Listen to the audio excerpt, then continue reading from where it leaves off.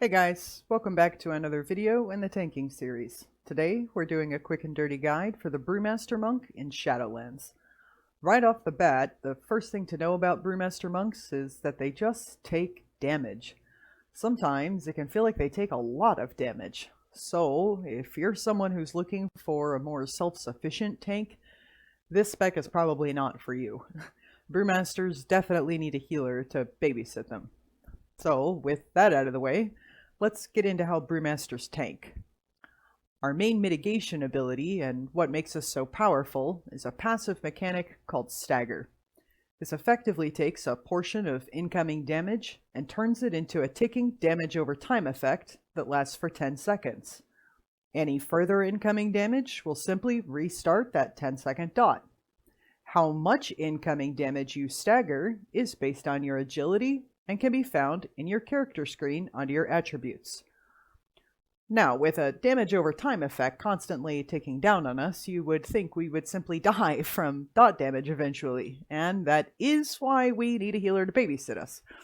But fortunately, we do have many ways to help reduce or simply smooth out that dot damage. Our main way of smoothing out our stagger damage is with a new passive ability called Shuffle. This is what used to be Ironskin Brew, and has basically the same effect. Using Blackout Kick, Keg Smash, or Spinning Crane Kick will grant you the Shuffle effect, which increases Stagger's effectiveness by 100%. This means you now get active damage mitigation just by using your core rotational damage abilities, which is great. Outside of Shuffle, Purifying Brew will have the largest impact on our flow of stagger damage. Purifying Brew simply clears 50% of your current stagger damage, meaning you now have less damage pulled up that's ticking down on you every second. A much more interesting use of our Purifying Brew, however, is to wait until your stagger has hit a fairly large number and then purify it off, which will grant a large buff to our next mitigation ability, Celestial Brew. This is basically Guard with a twist. The base absorption shield amount it provides is quite small. However, it increases an absorption amount by up to 200% based on how much of your stagger damage you cleared with Purifying Brew. This means that waiting to purify until your stagger is quite high will result in a very large Celestial Brew shield. And that is the basic nuts and bolts of Brewmaster tanking. Passively mitigate incoming damage with stagger, which scales off your agility. Smooth out your incoming dot damage from your stagger by using your core damaging abilities that grant you Shuffle. And then, when stagger gets a little too high for comfort, clear half of it away with Purifying Brew and get a very chunky Celestial Brew shield for your troubles. Now, we also have some other damaging abilities that can help reduce incoming damage, namely the combination of Keg Smash and Breath of Fire. Keg Smash is an AoE damage ability that grants us the Shuffle effect, reduces the cooldown on all of our brews by 3 seconds, and slows enemies it hits. Importantly, if you use Breath of Fire, which is another AoE damage ability, on enemies hit by Keg Smash, they deal 5% reduced damage to you for 12 seconds. This might not sound like a lot, but remember that this effect is granted every 15 seconds with Breath of Fire, and that damage reduction lasts for 12 seconds, so you can keep this up quite frequently.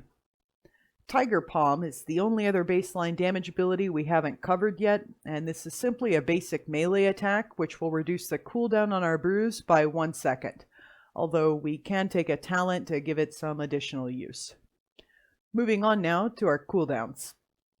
Fortifying Brew is our only real usable defensive cooldown baseline. This increases our current and max HP by 20%, increases the effectiveness of our stagger by 10%, and reduces all damage we take by 20% for 15 seconds. Unfortunately, it's on a ridiculously long 6-minute cooldown. We technically have another defensive CD in Zen Meditation, which reduces all damage we take by 60% for 8 seconds on a 5-minute cooldown. However, being hit by any melee attack or using any of your abilities will cancel the effect. It has been buffed to at least allow us to move while using it, but this is such an incredibly niche ability and it's hardly ever used. We also now have Touch of Death returning to us in Shadowlands. This is both a DPS cooldown and a kind of defensive cooldown. You can basically use this ability to instantly kill an enemy when they get low enough health on a 3-minute cooldown. Your stagger damage is then reduced by 200% of however much damage Touch of Death did, which is sort of nice, I guess. Our final cooldown is a new ability coming baseline in Shadowlands called Invoke Niazu, the Black Ox. This again is both a DPS and defensive cooldown. Every 3 minutes you can summon this Black Ox, which will stomp around doing moderate AoE damage, and while he's active, 25% of your stagger damage is transferred to him, so that's pretty neat.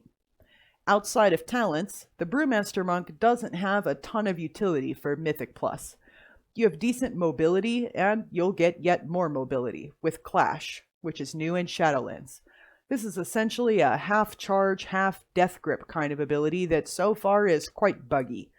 We have an AoE stun on a 45-second cooldown with Leg Sweep, a single-target incapacitate effect with Paralysis, and of course, like every tank, we have a baseline interrupt with Spearhand Strike.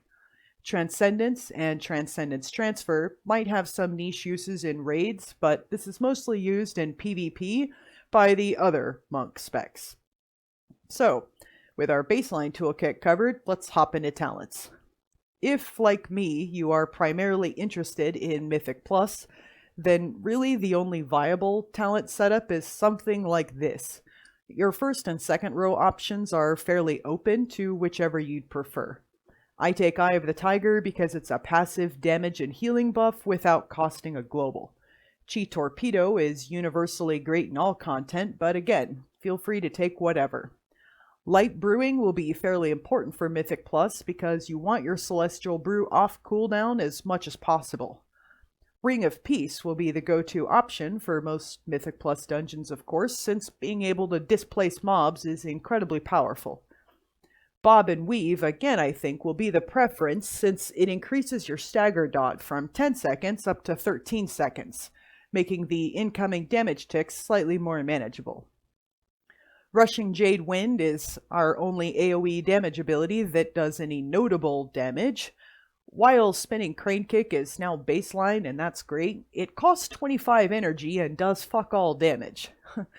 High Tolerance is, again, more suited for Mythic Plus, since you're moving quickly from pack to pack, and will have Stagger active on you for the vast majority of the run, meaning, of course, that the passive benefit you get from the Stagger and Haste buff is going to have a high uptime, and will again just help to smooth out both your damage intake and your rotation. As for legendary effects coming in Shadowlands, our best option right now is looking like Stormstout's Last Keg, which gives Keg Smash a small damage buff and importantly gives it 2 charges.